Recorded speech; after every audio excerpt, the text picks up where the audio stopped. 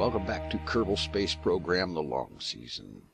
Alright, now as of the last episode, we got the high moonsat and the polar moonsat in position, filling a couple of contracts.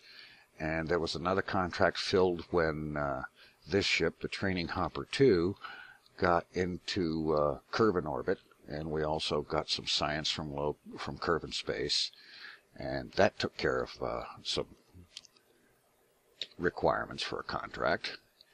And now this particular contract, and yes, I've picked up a few more, has one more step, and that is to land on the moon. And this ship will qualify for that because it has all of the requirements. And so we'll be doing that soon. There is also the Minmus exploration contract, where a Training Hopper is currently waiting in Minmus orbit here, and it's waiting for this Kethane Hopper to arrive so that it can scan for Kethane mining locations and pick a good place to land for that. Also on the way is a Minmus ComScanSat, which will be assuming a orbit around Minmus, and it will function as a comm satellite and also has ScanSat parts on it as well. However, it will not fill the contract for putting a satellite in a specific orbit around Minmus because it lacks the required materials bay. I didn't notice that at the time, but in reviewing things just now, I found that the contract for that requires a materials bay on board the satellite, and this one doesn't have one. So we'll be having to launch another one of those. However, right now, I think the first thing to do is to see about getting this ship into a position to land. So I'm going to just set up a maneuver here and just bring this orbit down to something that's a little bit more reasonable to land from. And I think bringing periaps down to about 20 kilometers roughly is going to be good for that. So let's get that done. The ship has plenty of fuel and oxidizer and all sorts of supplies and whatnot, so I think we'd definitely go for landing. Alright, so let's go ahead and set an alarm for the burn, because I really despise missing the burn. Alright, it'll be a 1 minute burn, so a 1 minute alarm margin is fine. And let's go ahead and, let's see. Yeah, this thing does not have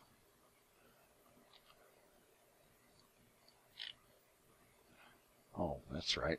I'm using the flight computer here. It's got kill rotation set, so alright, switch it to maneuver prograde, execute the planned maneuver. Alright, there. And give them that. We don't need the alarm. Alright. And also with the alarms, you'll notice that I've also set up alarms for transfer windows to all of the other planets. And I'm hoping that by the time we get to those windows, we have the technology to do something about them. Alright. In the meantime, as soon as this thing is in position, we'll go ahead and time warp and let the flight computer begin putting us into an orbit for landing.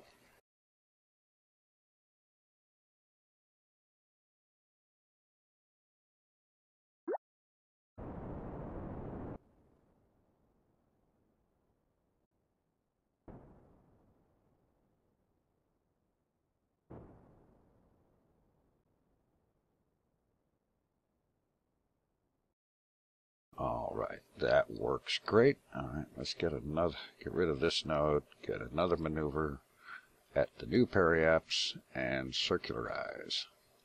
Maneuver prograde, execute planned maneuver. Okay, this is a problem.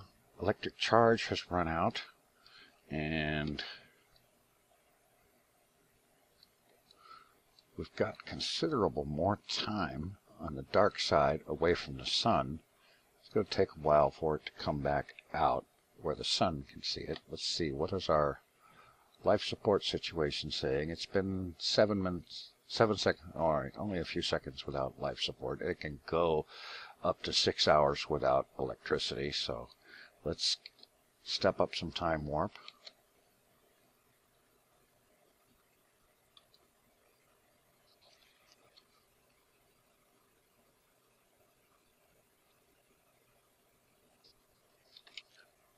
Okay, we're out in the sun again. Solar panels are recharging. Note to self, I need to include more battery capacity, which I would have thought this was enough, but what I'll need to do is just make sure I have way more than enough. And by the way, I need to get rid of this because it's no longer necessary. So we'll decouple that and just let it drift away. And then we can start building a moon orbit Kessler syndrome. Meanwhile, time accelerating to the burn.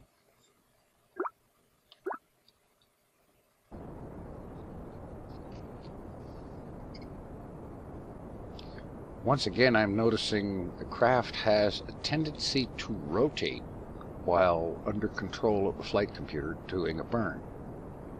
No idea why it does that, especially in this case. There is only one probe core aboard, and Smart ASS is completely disabled, yet it wants to do the rotation thing. Although now it seems to have stopped. Perhaps it was just rotating for a particular orientation,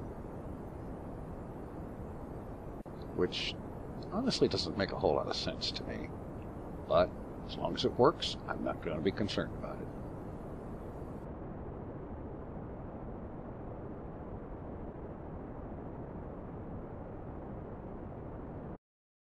Alright, burn completed. We are in a 22 by 16 orbit. Not exactly what I had in mind, but it'll work. Alright, get rid of this old maneuver, that out of the way. Now, it occurred to me that there are some old survey contracts to deal with. And so I think the thing to do here is to let this ship remain in moon orbit until, yes, it's got 56 days worth of life support aboard, so it can afford to wait a little while until this area is on the sunlit side, and then we can see about having the ship land on one of these locations, like for example here, or perhaps somewhere close to one of these, and then we can get both of those contract sections taken care of. And each landing, I think what I want to do is have it land near one of these spots where there's a surface survey contract, and then I'm going to make it a point to not accept any more of those contracts. All right, everything's all set up for the landing. We just have to wait for one of the landing sites to come into the daylight side. That's going to take a little while because the moon doesn't rotate. Well, it's tidally locked to Kerbal, so we have to wait for it to orbit around for different parts of it to be exposed to daylight. And so, let's see, in the meantime, and also if you notice a change in video quality from the first clip to this one, is because when I tabbed out of Kerbal Space Program, it crashed. I tabbed out quickly to do something, and it crashed on me. And I figured out the reason, too. I was recording that first clip with the game running in full screen mode, and from what I could see of the log files, it crashed because I ran into an out-of-memory error. And so I will not be able to do that full screen thing anymore. All right, the Kethane hopper is 3 days out of Minmus, and there's a ComScanSat that's like 12 days out. We have to launch another one of those anyway, so let's return to the Space Center, get that taken care of. All right. Alright, here we are. This is basically the same thing as the original ComScan sat, except I have added the materials bay to it and adjusted the positioning of RCS thrusters to allow for the change in balance and so on. Alright, and bring up Delta V, flight information, and Smart ASS, because I prefer to use Smart ASS during the launch phase, and then after that we'll switch to the flight computer. But first, it's a good idea to activate one antenna and target ComSat 1 for the launch.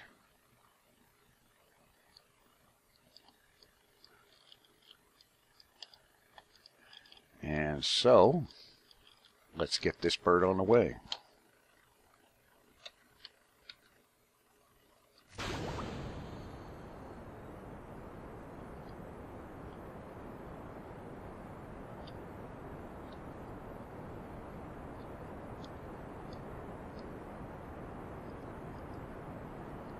Start off with a very light 2 degrees of pitch to begin with, pitching more after we switch to the main liquid engines when the SRBs burn out.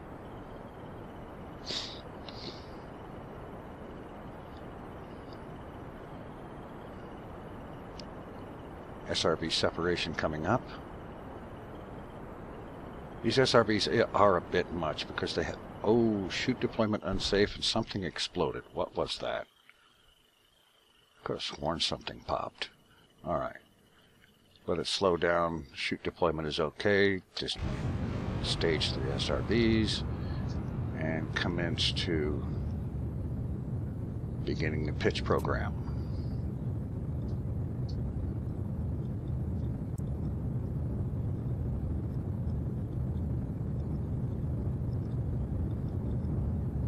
Degrees. Now when nav ball switches over to orbit mode, we can go ahead and just simply follow prograde.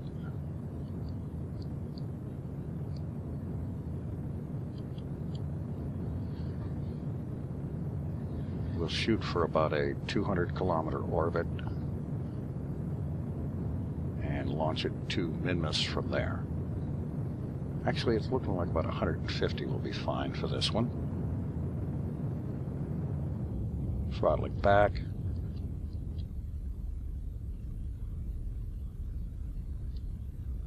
Cut. All right. And let's see. Now we can go ahead and get rid of the fairing.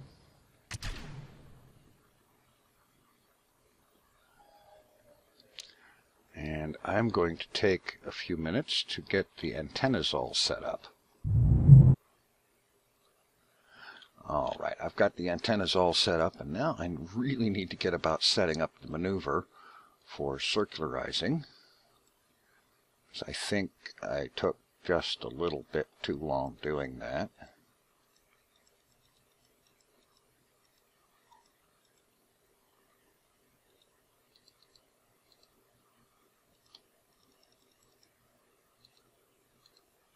Alright, that'll work.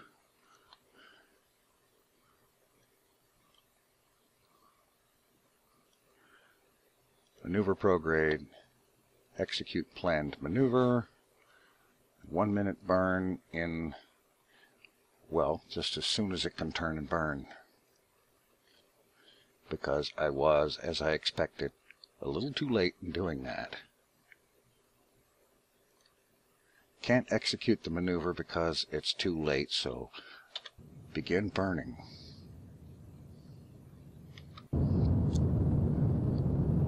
Let's get this thing into orbit.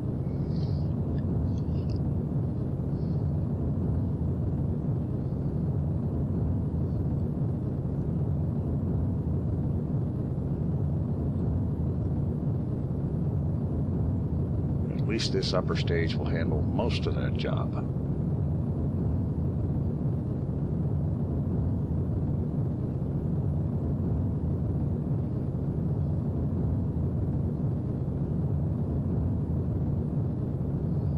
once again, we have the rotation thing going on.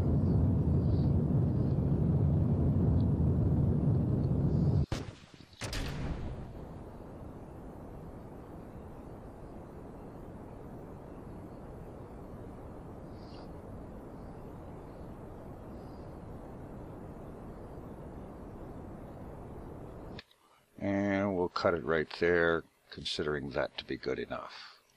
Set that to kill rotation. Now let's see about getting it out to min-miss.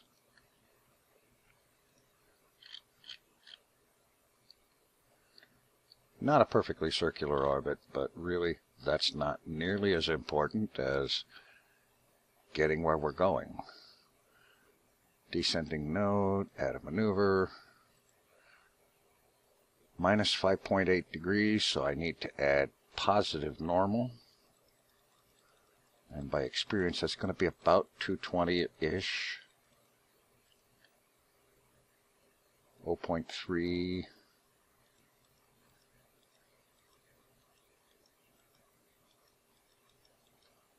There. And when the nodes flip like that, you know that you've got it dead bang on. All right. Okay, flight computer, maneuver prograde, execute planned. We won't have any trouble this time. 32-second burn in just under 8 minutes.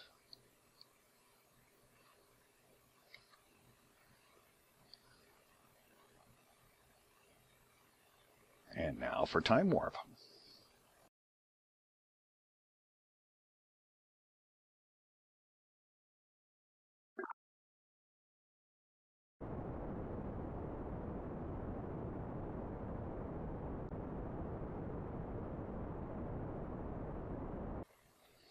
All right, relative inclination 0.01. We're good.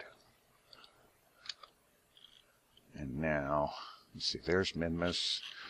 Okay, zoom out. Put min-miss on the right-hand side.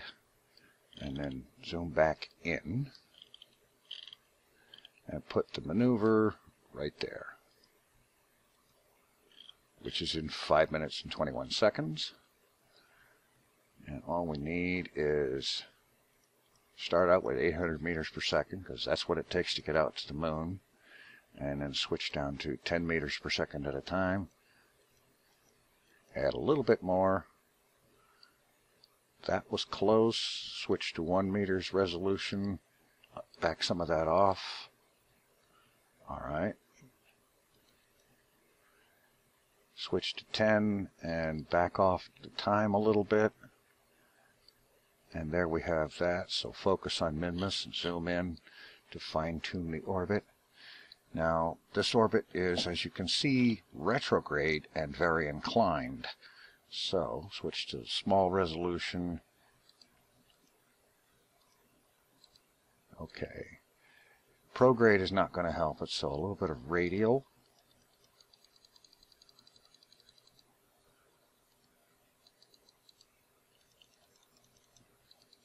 Okay, radial is not going to help either. Time. 1 second resolution. Add some time. There we go. Now,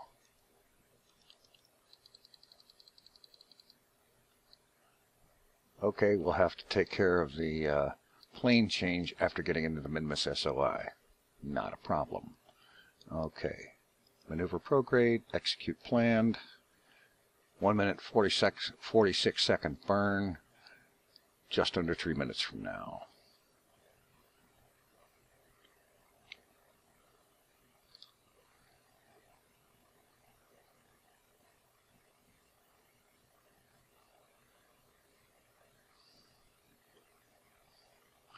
Note to self, I need to include a little bit more reaction wheel capability on future versions of this thing. It turns way too slowly.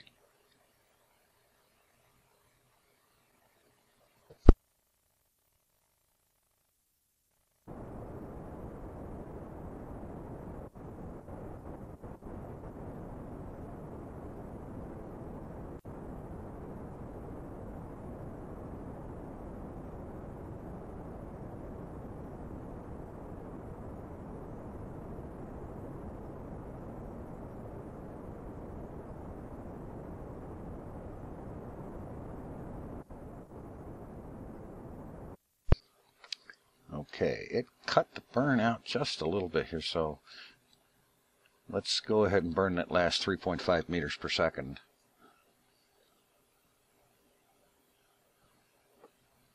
And I'm looking at it from the point of view of being focused on Minmus, because that way I can fine-tune the orbit right here. Now, minimum thrust. All right, that works fine right there. It's close enough for it to be an encounter, far enough out so that I can have an easier time of changing its orbit to match the required orbit here. All right, now set an alarm for sphere of influence change. And this one will be there in 12 days, 1 day after the other one.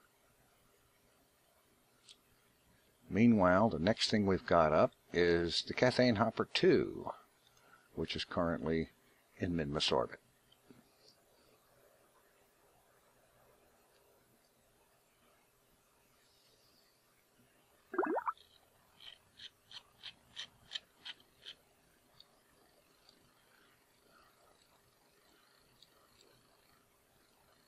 Or excuse me, it's not in Minmus orbit, it's on the way to Minmus.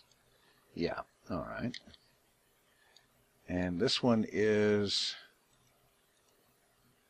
3 days out, so let's go ahead and time warp to its arrival. Actually, if I'm going to be time warping, what I should do is switch to the moon and put my focus on the training hopper there and do my time warping there, so that if one of those landing sites comes into daylight, I can go ahead and take care of that. All right, here we are. Right in time for a good time for a landing, because this site here is just nicely coming onto the daylight side. And we're about a little over 5 hours ahead of the Cathane Hopper arriving in Minmus, so this is a good time to go ahead and set up the landing. And so I'm going to drop a maneuver node here, and I'm just going to lower the periaps just a little.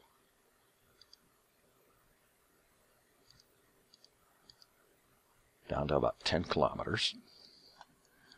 And maybe a little bit of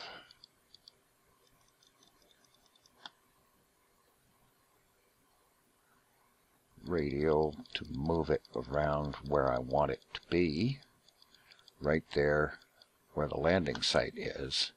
So periaps will be lowest right near the landing site area. And of course we're going to need a little bit of normal, anti-normal actually, to bring it up here over this. Now let's see, periaps 14. Okay, that's a little too much.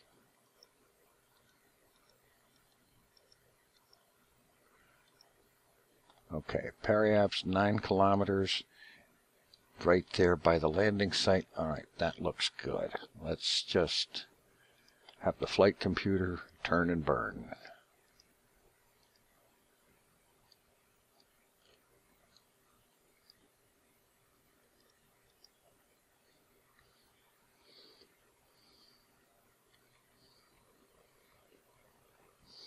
Looks like it's going to get into position just in time. Yes, it will. And we're looking at a 31-second burn to put this thing on course for landing.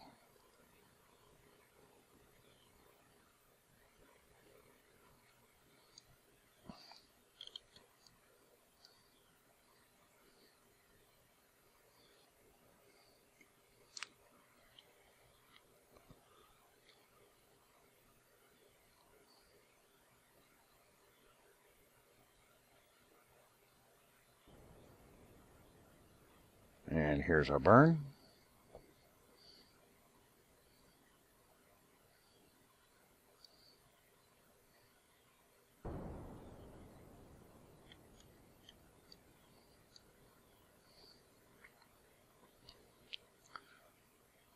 plane change, putting us right over the desired landing area, so that we can land in these regions, these sectors, and get those contract sections taken care of. All right, excellent.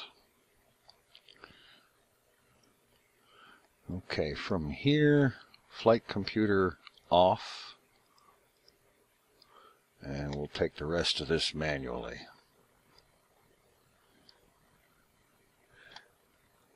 Okay. Smart ASS to put us on the initial course for landing. And let's turn fine control off so that it turns a little faster.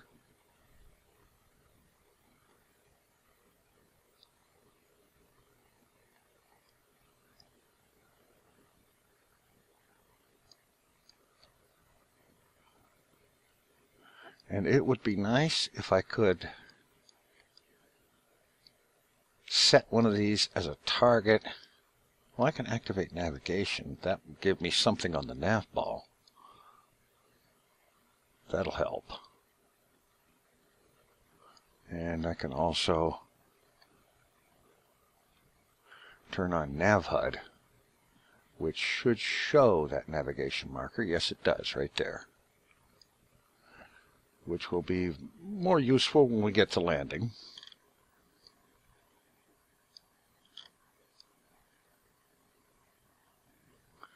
Alright, making sure I have my ship orientation correct. Alright, a little bit of time warp to get us in the neighborhood.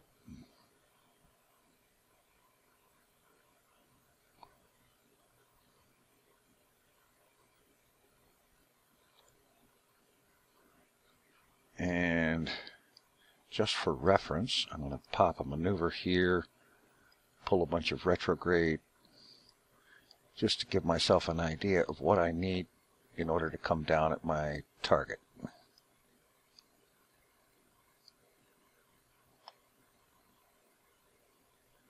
All right.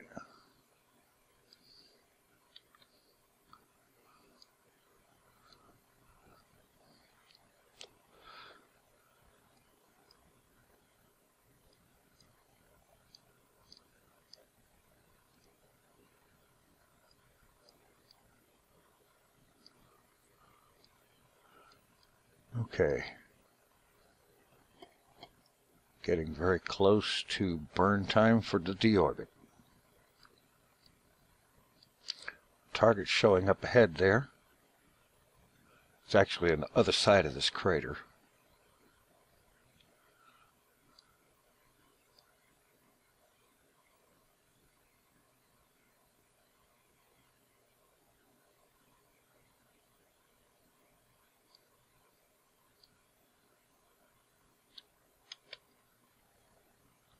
Put a physics time warp. Get it a little closer, a little quicker.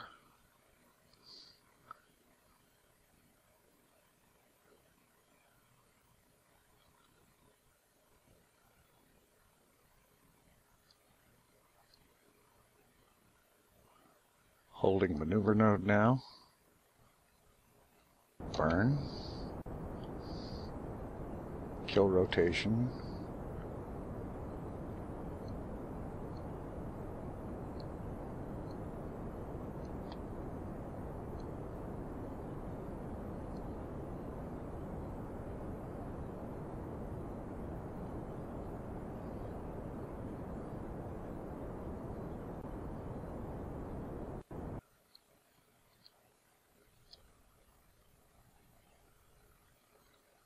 Alright, kill the maneuver node, let's see where that puts us down.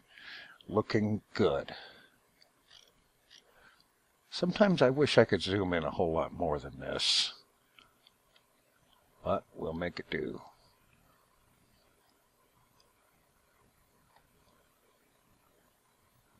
Alright, landing gear deployed.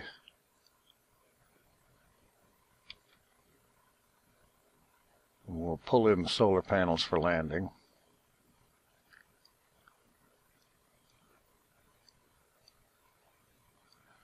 we are 55 kilometers from the sector that we're looking for. Should be there in a minute and 45 seconds. Hold surface velocity negative.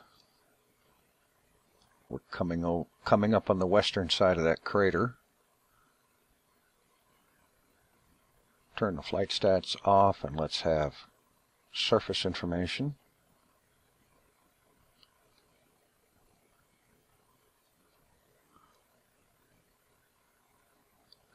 And commence to burn. And hopefully I'm not doing it too late.